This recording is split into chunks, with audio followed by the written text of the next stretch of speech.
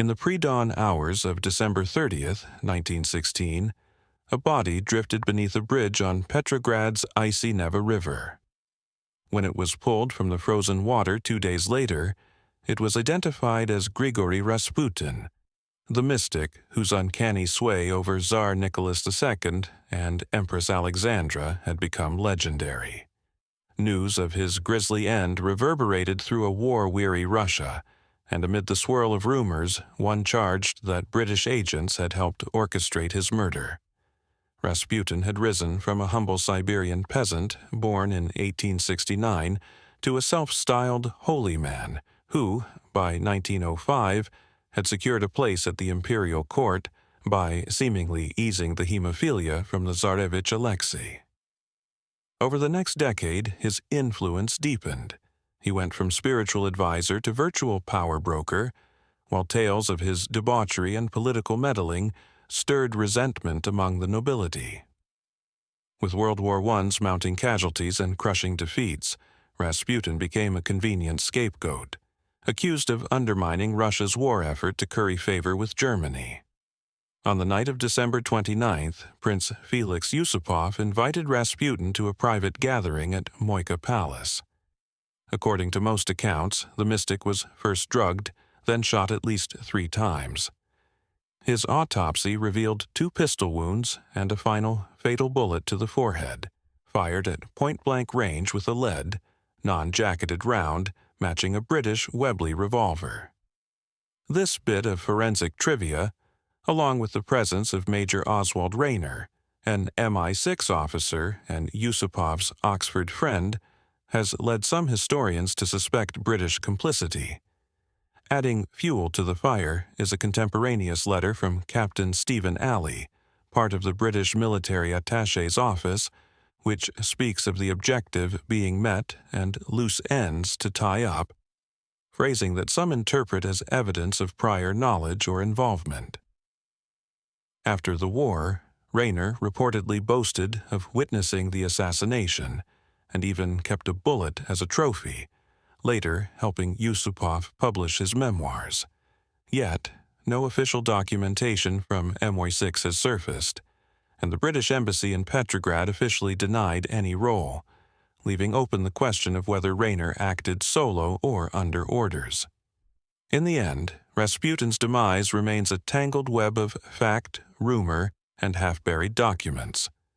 While the forensic clues and personal accounts hint at a British hand, the absence of a clear paper trail means we must weigh the tantalizing fragments ourselves and decide whether Britain was merely an observer or an active participant in one of the Great War's most notorious intrigues. Roland Garros was born on October 6, 1888, in Réunion, and went on to become one of France's pioneering aviators. After recovering from a serious childhood illness, he enrolled in Parisian schools, ran an automobile dealership, and in 1909 discovered a fascination with flight. By 1910, he held his pilot's license, and over the next few years set consecutive altitude records, surpassing 13,000 feet in 1911 and nearly 20,000 feet in 1912, while thrilling spectators with stunt flying and races.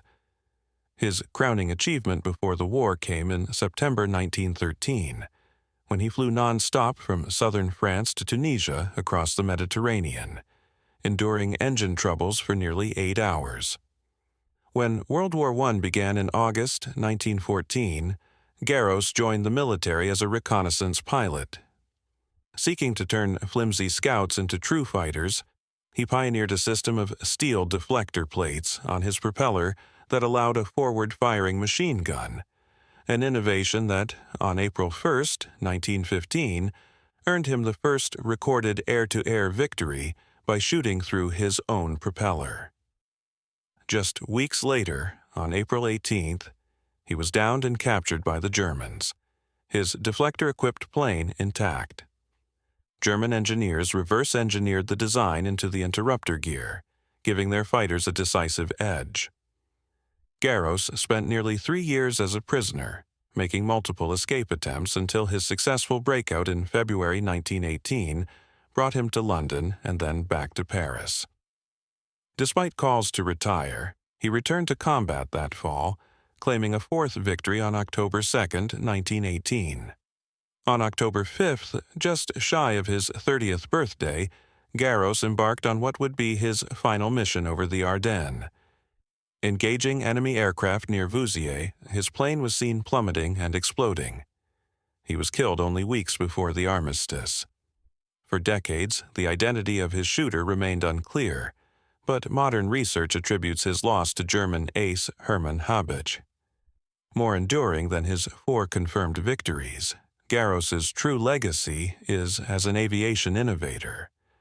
In 1928, France honored him by naming its new tennis stadium and the French Open tournament after him, ensuring his name lives on long beyond the cockpit.